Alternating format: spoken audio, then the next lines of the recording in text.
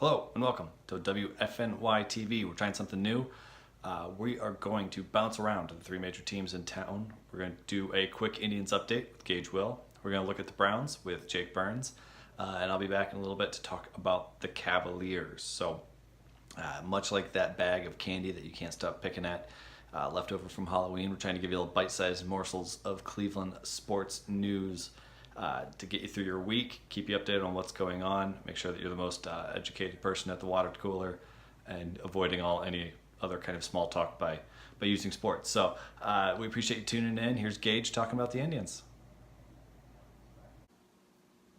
Hey, Gage Will here, waiting for next year, checking in on the Indians' pulse as we get into hot stove season. Always a fun time. The Indians have already picked up a $3 million option for Josh Tomlin and a $12 million option for Michael Brantley. The Tomlin one was a gimme. The Brantley one was a little surprising given his injury history and the fact that he can't play baseball again until March. But anyway, they moved on and declined, an obvious move, declined the $7 million Boone Logan option, so he will become a free agent. They have also, on Monday, issued a qualifying offer to Carlos Santana of $17.4 million a year. He would probably be a little dumb to take that offer just because I would imagine he's going to get in that ballpark annually in free agency. But the benefit on the Indian side is that if he turns down the qualifying offer, he will have a comp pick attached to him. So the Indians will get a draft pick should he leave, which we can all pray he doesn't leave. But Indians fans, you should root for him to take that offer because that would give Tribe Brass another 12 months to try and figure out something long-term with him.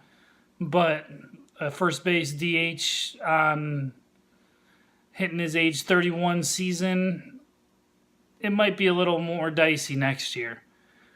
That's the other option with him is it seems like a lot of the free agency class after the 2018 season seems to be loaded, so he might be wise to hold on.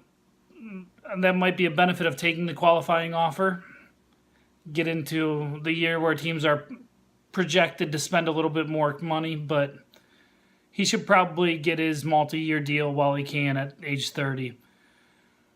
Anyway, speaking of Carlos Santana, he was a finalist along with Francisco Lindor and Yan Gomes for the Rawlings Gold Glove Awards. None of them really took home any hardware, but that's not really surprising. I thought the only one that an argument could be made for was Santana, but they gave it to Eric Hosmer, who really had no business in the award, but that's the Gold Glove reputation for you.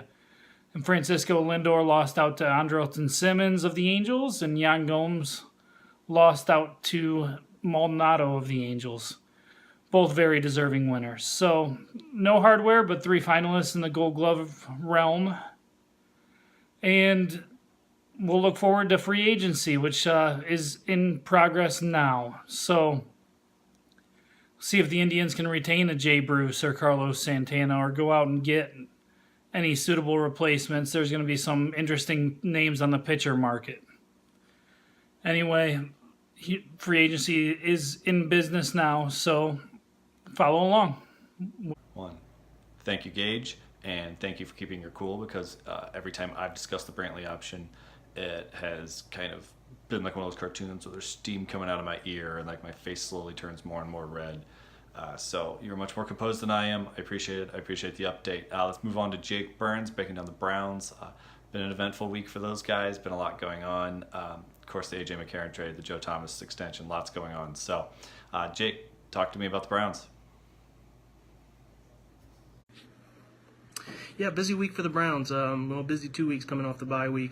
We saw a lot of tumultuous information come out, different leaks here and there about what's gone wrong with the Browns front office, head coach disconnect in the A.J. McCarron situation. I think we saw Sashi Brown and Hugh Jackson both reach the podium in the past few days, going over what's gone wrong, where the disconnect happened. Hugh Jackson didn't delve much into it, but it sounded like Sashi Brown made it pretty clear that they're trying to get on the same page. They're clearly not, the two of them, in terms of what's best, for the organization. They have a clear disconnect on the quarterback position, and that disconnect is causing some problems and a rift between them. Jimmy Haslam has to do a better job of connecting the two groups. There was the report of D. Haslam going nuclear on the group. It's tough to tell. There's so many things going around. It is becoming abundantly clear that one of the two of those factions will probably be gone at the end of the year. It's just really unfortunate. To a little bit better news, two pieces of news really. Joe Thomas, the Browns heralded Hall of Fame left tackle, got a well-deserved extension on his contract and a bump in salary, $1.5 million over the next 2 years, taking him to the $10 million mark in 2017, 2018. We hope we see Joe Thomas come back as healthy as possible after his torn triceps. It's terrible to see his streak end as a beacon of the Browns franchise, and as important as he is, we hope he comes back, and this is a good sign that he will be back on the playing field next year. In other news, two pieces of note at the Browns' worst position is Corey Coleman and Josh Gordon, both making a return. Corey Coleman coming off the designated IR. He will be back week 11 against Baltimore, which is great because we need to see what Corey Coleman really is as the Browns head into an important draft and an important position. Coleman has shown some flashes. Some are high on him, some are low on him. So it'll be really nice to see what he's going to be as a key part of the wide receiver position. So it'll be important for him over the last few weeks of the season to prove his worth. Same with Josh Gordon. His 2014 season was about as remarkable as we've seen. Just tons of letdowns since then. The GQ magazine interview and his uninterrupted piece were pretty well done, as it showed a lot of insight into the personal struggles that he's dealt with. So, getting Josh Gordon back, the NFL conditionally reinstated him to join the team. He'll start practicing before long. He'll join them week 13, and hopefully we can just see a healthy mentally and physically Josh Gordon try to get his life back on track. I know we're all pulling for him. So the Browns jump into action next week. They go to Detroit in a big game to hopefully jumpstart the rest of their second half in the right direction as we head into the offseason. All right, thank you.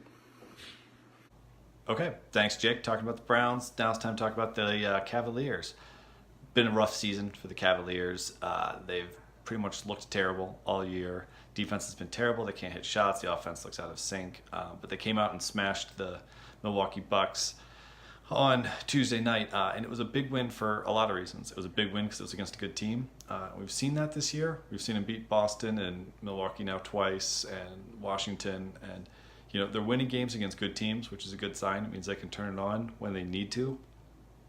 So some of these losses to some of the bottom feeders don't feel quite as severe when you know that they can turn it on when they need to. But I thought the defense looked a little bit better in this game. They were engaged, and I thought the offense looked a lot better.